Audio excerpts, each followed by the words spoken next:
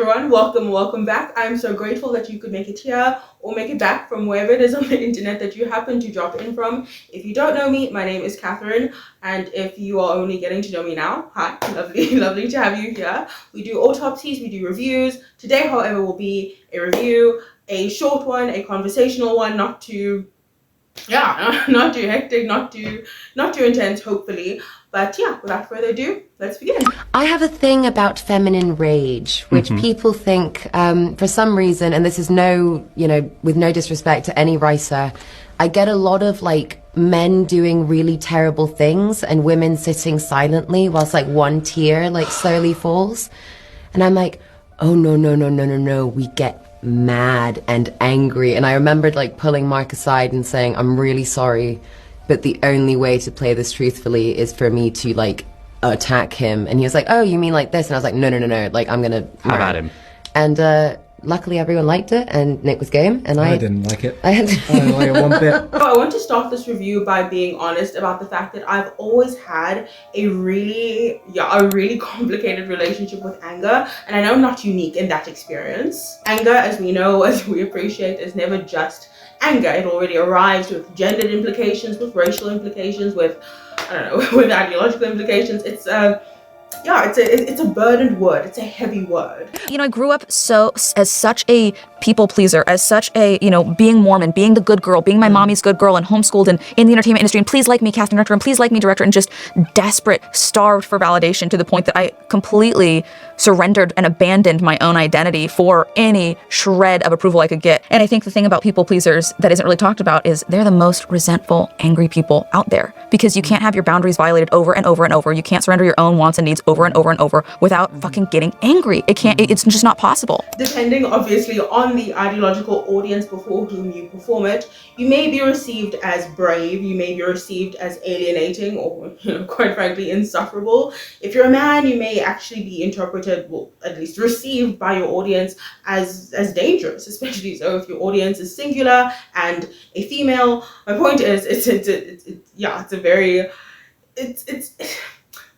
a difficult emotion to harness, and you have to be sensitive about the way you present, and you need to appreciate that anger is interpreted before it is understood. Whenever I've personally seen anger expressed, I can, and I'm not even exaggerating, you guys, I can count on one hand the number of scenarios where I've actually gained more respect for the individual, embroiled in that emotional state, because more often than not, they don't act well. In most instances, especially in its diminished forms, I'm talking pettiness, irritation, vindictiveness. I honestly, I'm just thinking of actual scenarios I've been in. I've actually felt embarrassed to be associated with the person exacting their recompense, and that's simply because often they just come across as immature. The absence of anger, and I'm sure you guys can also relate to this, the absence of anger has also made me lose respect for people, that complacence, that complete unbotheredness. These reflect to me a kind of diminished humanity, especially so in a situation where, somebody else's humanity is being deliberately mishandled. I just can't personally fathom the absence of severe emotion. Unless, of course, and this is completely understandable, one has just become numb in exposure to the abundance of inhumaneness that we are constantly exposed to every day, especially so online. That, to me at least, makes a lot of sense. It makes psychological sense to just become numb. The thing is, and I would love to know if you guys also struggle with the same thing, I struggle to respect a volatile action, even though I may good and well understand the context. And in the same vein, I struggle to respect spineless actions, even though I understand what has informed that person's passivity or, resignation to have some spine, to have some investment in an injustice, in resolving a suffering besides themselves. And in theory, feminism, at least, at least somewhat conceptually, purports to grant women access to a range of decisions that they can respect, not inherently because those decisions are inherently respectful, are inherently respectable, but simply for the fact that that decision was theirs. You know, they picked it out of their own agency, out of their own volition. It's theirs, and they can respect themselves through it despite the consequences. Which brings us to the inciting incident of the book we are actually discussing, if you had absolutely no idea. It's called Half His Age by Jeanette McCurdy. And so if you choose, as Waldo, the main character does, to have a relationship with your teacher, right, if you're not coerced, then surely there is something different, there's something distinct about your victimhood status. It's obviously incredible writing and story, but you're thinking at the same time, this is a pedophile, this is a young girl, and she is very much the victim. And you have said in this book, you don't want your protagonist to be looked at as the victim. That seems to be on the surface, the founding provocation of this book. But now you have to stay with me. Like, at the same time, there doesn't seem to be anything, at least communicated in this book, ambiguous about the perpetrator status if they co-sign granting agency to someone who cannot legally exercise agency within that domain. Point is, as we know, a minor cannot consent. That boundary is categorical. And so the novel is a little bit ideologically confused, as the protagonist clearly is. And Jeanette McCurdy has marketed this book on the premise of female rage, the importance of female rage. I would say Half His Age is an exploration of female rage and power and desire as told through the lens of a very lonely and very ravenous 17-year-old girl, which I feel like all 17-year-old girls are lonely and ravenous, but she's particularly lonely and particularly ravenous. She has suggested numerous times in interviews that that operating from a place of rage has always informed her to make better decisions, implying that that agency, that rather anger actually sharpens agency. The principle is that an exercise of agency may incline you to make better decisions. Even if those decisions are just objectively awful, you can respect them simply because you made them, simply because you can own them, simply because you weren't forced into them. They were your decisions, your agency, it was all you. It was all you. You can't blame anybody else, and so you should be able to respect those decisions and take the consequences. Anger is so mobilizing for me. I find it so useful. I spent much of my life really suppressing it, and now I'm able to channel it effectively. I think at writing, it's where I think I write my best work from. And this character Waldo is so in the same position where she's really suppressing her rage that she's feeling toward this dynamic and unable to articulate it and unable to make better choices for herself. And that's really the journey that she's on, is how can she come into contact with her rage and let it lead her to make better decisions moving forward. But this is where I think it really starts egregiously falling apart. This is where in the book I started questioning my own sanity, honestly, because we're discussing the principle of it, right? Because we know that Waldo's anger, Waldo's vindictiveness, Waldo's frustration at the confrontational climax at the end of the book, an event that was very underwhelming, by the way, but my point is, yes, all of that pent up rage arises from the fact that she was given access to the very decision that, as is communicated, empowered her, but also she should not have been given access to that agency, access to that decision, because it ultimately victimized her. But at the same time, you have to remember that she's not actually a victim because she chose the context of her own exploitation. But she shouldn't have been given access to that choice anyways, because she is obviously a minor. But at the same time, you have to keep in mind that, you guys, she's not a victim. She's a woman exercising her agency. The point is, you guys, this is a very ideologically confused book. There is nothing, you guys, rational about this, and that is because this character is obviously unbelievably unstable. And when someone is unstable, they knock up against authority figures, stabilizing structures to test how tenuous the world actually is. And when that test subject's spinelessness and or sexual fragility gives way, when he effectively fails to maintain a necessary boundary, a critical boundary that she as a minor needs him to enforce, he is blamed for not being the stabilizer that she was searching for, as he should be, because he is complicit in destabilizing normality. It's obvious that Waldo needed a father figure, actually, more urgently, she needed a parental figure, because everyone around her, including her own mother, had failed her in blurring the relational boundaries. Jeanette McCurdy has made it clear in interviews that it is not a self-insert, and yet she, I think, responsibly acknowledges that fans may infer what they will from Waldo's character, comparing what they know of Waldo to what they know of her, because we know Jeanette has had a Yeah, she's been through a lot. She's been through a lot of similar circumstances to Waldo. So do you feel that there was a part of you that you channeled in this character, Waldo?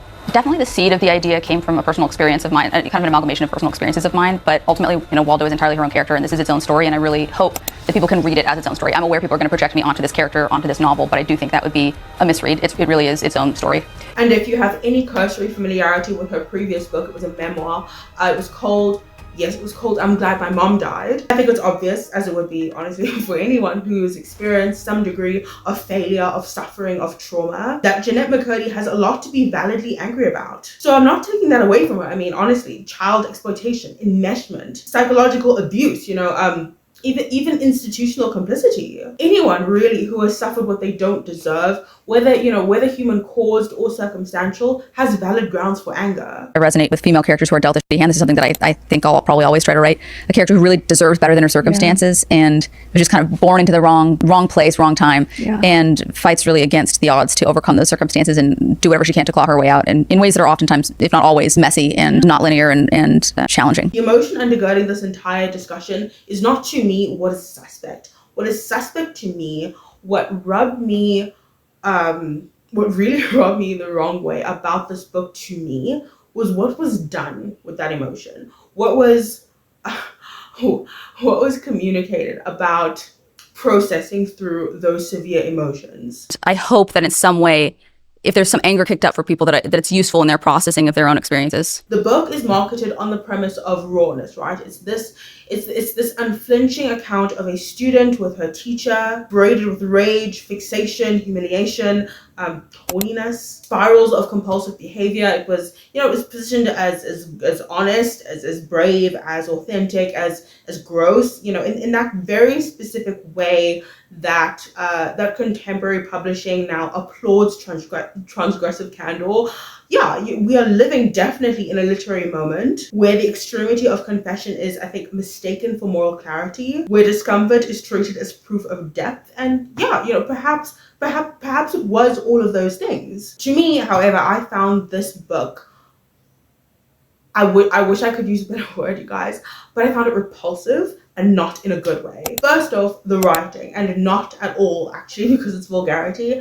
I feel like it's a little bit intellectually lazy to criticize a piece of work for its rawness in and of itself. Vulgarity can be disciplined, it can be strategic, it can serve a thesis. This book, yes, was vulgar, but that's not the reason I have a problem with it. That's not what made it disturbing. Most of us, especially if you've read the blurb, you know what you're getting into. You can hold your stomach. The premise is explicit about its impropriety. Okay, it's a teacher-student relationship. If you should know, we all know going into this book what it is we are in for. It was disturbing to me because it was indulgent. It was almost relishing. And to solidify my point, let me actually familiarize you with the basic architecture of the plot. So the book follows our main character, Waldo. She's a senior in high school, and she's emotionally scarred by her narcissistic mother, who, like I said earlier, is not well herself. Lots of enmeshment, lots of emotional abuse. This parent blurs the lines between sibling, parent, and caregiver roles. They these types of parents. They don't really know what it means to have a healthy relationship with their child. Yes, at 5 years old, she actually gave Waldo sexual advice. When you get it, it's really bad. Developmental psychology is unambiguous about the effects of such boundary dissolution. Children raised in enmeshed or narcissistically organized systems frequently may develop things like, dissociation, compulsive validation seeking, unstable relational attachments, especially so in adolescence. And so, as we appreciate, as we can actually sympathize, Waldo feels alienated. She feels chaotic. She feels unmoored. She dissociates, and so she pursues this relationship with her teacher, Mr. Corgi, himself being a regretful former aspiring writer, kind of just stalled in mediocrity. Importantly, it is Waldo who initiates the relationship again. Exercise of agency, and she does this despite her age. So in the beginning, they meet secretly, but of course the encounters necessarily escalate in risk. The dynamic is described to mimic something of like a father-daughter transference, or like a a perverse Pygmalion fantasy. It is fueled effectively by her masochistic longing for containment and his fragile ego. It eventually and necessarily crumbles under the banal weight of reality, family obligations, suspicion, exposure, effectively revealing the trauma rather than transcending it. And so the affair collapses logistically, not necessarily because they're caught. Waldo is left alienated and yet faintly empowered by the fact that she chose this. She owned her agency amid the wreckage. And so, Jeanette McCurdy deliberately leaves the main character just in the state of endless wantingness, but also still in a state of confusion, of emotional chaos. The narrative rejects a traditional redemption arc in favor of exposing trauma's persistence. There is actually no full catharsis, and I completely understand the proposed cathartic dimension of this book. In theory, at the very least, McCurdy has been very transparent about the fact that this story was inspired by her relationship, her age gap relationship with a 30-year-old when she was 18. You have shared before that you had creepy relationships with older men when you were... I love the air quotes. Yes, creepy, right? Yeah. Because some people would say those people were preying on you, right? That it was those beyond the level of being creepy based on your age. Yeah. I get that, writing as exposure, writing as exorcism, that is coherent. But there is such a severe rumination here. There's such an indulgence that I think gets so extreme that it fails to confront an ethical reality. Your means of processing cannot be grounded in a respectable end in both means and conclusion if the work cannot be justified beyond its emotional authenticity. To be plain about this, she processes by indulging the sickness of that relationship. And I can't help but feel that there is a way to account for the details of such a relationship without delighting in those details. I've read many books like that, and I had no problems with them. There must be a way to disclose a disturbing context without, like I said, without relishing in that context, without. And you guys, it's a thin line. It's a thin line, but she crossed it. she definitely crossed it. Or at minimum, without rendering it so ambiguous that the story, that the narrative appears less destructive than it actually is. My issue is that the destructiveness is not sufficiently articulated into the moral frame. It really reads as more a cathartic outlet than a cautionary warning, a cautionary... It doesn't even have to be a cautionary tale, actually. It just... Like I said, it just reads too indulgent, and that absence really matters. I mean, we know that it's obvious that sadness, right, sadness in persistence is emotionally enervating, right? But so is anger. Neuroscientific research on rumination shows that sustained emotional rehearsal prolongs sympathetic nervous system activation. Basically, a grudge that is allowed to sit within your nervous system does affect your interior world, your capacity to mature and the way you mature. The harvest of rumination either produces a villain or a compensatory identity built around a grievance. Again, I do not wish to address the vulgarity. That, like I said, that is the easiest critique. That is the laziest critique to me. And I'm sorry, I have to say, but there's something about this book that just feels disturbingly disturbing. I feel like you're enjoying it too much. I'm sorry. I feel like you're enjoying it way too much. We appreciate that in order to maintain Waldo's voice, the rage cannot be quiet, right? The sexuality is not restrained, but the interior monologue cycles on the same extremes. It is vulgarity, it is sarcasm, it is, like I said, it is rage, it is despair, and then it cycles back all over again. And as I was reading, I found myself wondering, okay, what is the connection, if any, between rage and sexual intensity? Both are high arousal states, both flood the nervous system, both demand release. We know that anger demands discharge, sexual desire demands discharge, and both endure a period of rumination. You replay the injustice, you replay the encounter, you replay the humiliation, you replay the exposure. You recurse effectively against the craving constantly. And so when somebody finds themselves in a dysregulated emotional state for a prolonged period of time, it could be grief, it could be rage, it could be just, it could be anything. It could be obsession. My point is they gravitate towards extremity in adjacent domains. I'm talking language, I'm talking sexuality, I'm talking behavior. Research on research on affective intensity actually shows that high arousal emotional states narrow cognitive precision and increase impulsivity. In half his age, you guys, the extremity is everywhere. It is in the inappropriateness of your relationship. It's in the graphic rendering of desire. It's in the volatility of thought. Another property of extremity, especially so when we're talking about emotional extremity, is in precision. And so that forces me to return to the writing, to return to the quality of the writing. I have read disturbing literature that is obviously intelligent in its design. This was not. This was clumsy. This was imprecise. It was choppy. It was raw in both exposure and in general quality. That's how bad. I'm not even exaggerating. That's how bad it was. Emotional extremity, like I said, often produces disorientation in action, and that is understandable. But we're talking about writing here. We're talking about literature. Literature is the act of refining chaos into form. Here, it feels like the chaos was not sufficiently metabolized because, like I said, it doesn't feel raw. It feels ill-formed. It feels shocking for the sake of just being shocking. Kind of thrust in your face like that.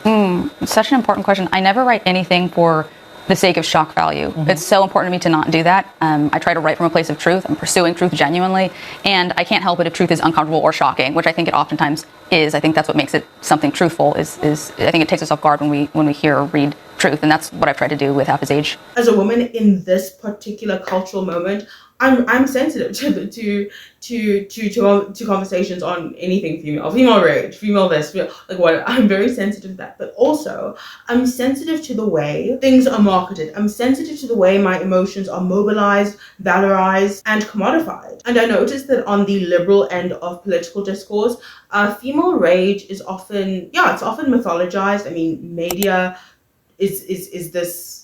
She's the sorceress, she's this idol. The Furies avenge, Kali devours. In these contexts, female rage is framed as cosmic, as sacred, as world-altering. But myth dramatizes power. It doesn't necessarily describe flourishing. And often in these contexts, in these narrative contexts, the rage is not indiscriminately used to annihilate. It is discriminate. It is very specific. It is precise. And so the question is not whether rage is powerful. It is whether or not rage is precise, whether or not rage is ordered, whether or not you have it under control. That complexion of power without any precision is a spectacle. And spectacle is like a raw spectacle, marketed, commercialized, is just entropy. The other issue I want you to discuss is the purpose of rage in function, in utility, and of course in design. The purpose of rage, especially after enduring some injustice, some failure, seems to implicitly be the restoration of agency. Why? Because, well, I think it's reasonable to conclude that complacency makes one complicit through resignation in their own exploitation, right? In their own abuse. If you just sit and take it, there is a degree of there's a degree of acceptance, but I also want to be careful. With that because it's nuanced, right? Everyone reaches the end of their frustration differently. Some action out and blow a fuse, some reach the end of their frustration and they literally just descend into paralysis. They can't cope. They cry, not everybody reacts the same way. I'm on the latter end of that distinction. I get to a point where I don't blow up. I literally just get paralyzed. Or I cry. That's just me. Not everyone is like that. So I'm not saying that there is not a utility to rage or righteous anger. To the contrary, I actually think that it reinforces necessary boundaries and it has the potential to reset the social consciousness through consequences. I mean, I think of Jesus overturning those tables. He was not calm, okay? He was clearly enraged. But I cannot confidently say that the expression of rage, especially in modern discourse, and this includes feminist adjacent discussion, I cannot say that all of these expressions, in fact that most of these discussions, are restorative. Consequences, I can't help but feel, must be first respected before they can be like materially effective. And I find that public revenge narratives often function as less to reform potential perpetrators and more so to enforce in-group catharsis, especially so within the gendered consciousness. And I don't mean to be offensive. I don't mean to attack anybody specific. But whenever I see a viral story of a woman expressing some frustration online as it pertains something unfair, right, exacted against her, usually by a man, and then she details how she enacted her compensation through, I don't know, through some petty revenge arc, or like whatever it happens to be. It's usually a very viral story. It's often not necessarily to strike fear into men. It's usually for entertainment. It's usually for the indulgence of other women. And truth be told, it makes for an excellent story time. The only issue is men, sociologically speaking, do not respond well to rage that feels annihilative. That does not make male fragility, virtuous. It simply makes it predictable. And in the same measure, men's grievance narratives rarely ever engender female empathy. It often most of the time, it provokes mockery. It provokes it just makes things worse, to be honest with you. And so my point in all of this is, in general, the typical perpetrator of some unfairness is rarely ever behaviorally changed, is rarely ever brought to see the light, like, okay, maybe I should change. maybe I should be nicer to men. Maybe I should be nicer to women. Like, that just does not happen, and it happens less so in aggressive exposure to their victim's anger, especially when that anger is more so a commercial spectacle of exposure of, just something superficially viral, rather than that exposure, that story, being anything consequential. The typical perpetrator will usually outlive that reputational spoil, especially if reputational spoil is the worst that it could possibly get. That's the tough, unfortunate, truth of life. And so, in a long-winded way, sorry guys, I had to go around the state to do this, but in a long-winded way, I'm basically saying that if the purpose of this book was to provoke some measure of self-reflection in a potential perpetrator, it failed. It failed royally. Should this book, half his age by Jeanette McCurdy, somehow, like by truly some miracle, God forbid, land in the hands of the very perpetrator it depicts, of the very man it depicts, do I think that that such a person would read this and and just feel compelled to kill their fantasies? No. Absolutely not. Narratives that truly meaningfully alter behavior usually do so through two mechanisms, right? We're looking at moral confrontation or humanization. They either induce shame that can be easily digested, metabolized, shame that is structured, consequential, reformative, or they introduce empathy through some kind of through describing your interior complexity. Essentially, they describe what is wrong with you without telling you that you are irredeemable and that you are the unsolvable problem. They introduce some empathy, right? This novel, like I said, does neither with sufficient precision. It feels more like I said, like a spectacle than a summons. If the purpose of this book was then, to rather endear us to this kind of victim, Waldo, then it also fails because it insists so aggressively on Waldo's agency. It positions her as a unique kind of victim, one who chose, one who pursued, one who weaponized, one who manipulates in order to service her own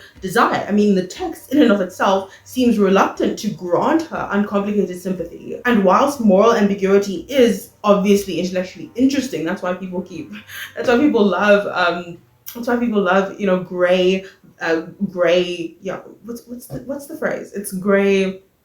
Yes, morally gray characters, right? Morally gray villains. The way Jeanette McCurdy has done it is such that it complicates the contract, the emotional contract between the character and the reader. Waldo is also just not a very enduring character, okay? And not because she's addicted, not because she's suffering, but because truly inhabiting her mind feels excessive. It feels gross. You read this and I'm not even kidding, you want to take a shower. You like, you want to just, it's not a book, at least for me. I'm so glad that I just had it as an online copy. It felt dirty. It didn't feel right. Deleting it from my device felt so good. It felt incredible. And that's because this character, right, the subject of this character's ruminations is so, it's also indulgent, it's also relishing, it's so savoring in the impropriety that it almost, I kid you not, it almost escapes you. You guys, this is illegal, this is sick.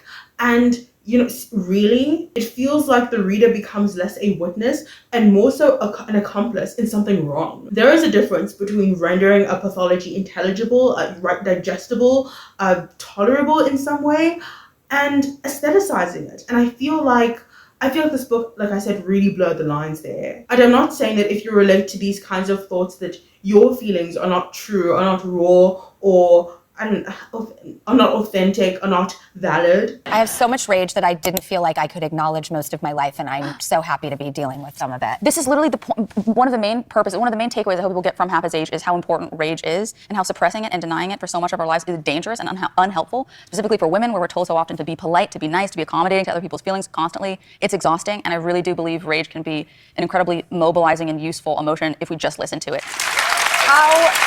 I revisited my own ruminations, you know, written in states of extremity, and yes, it's an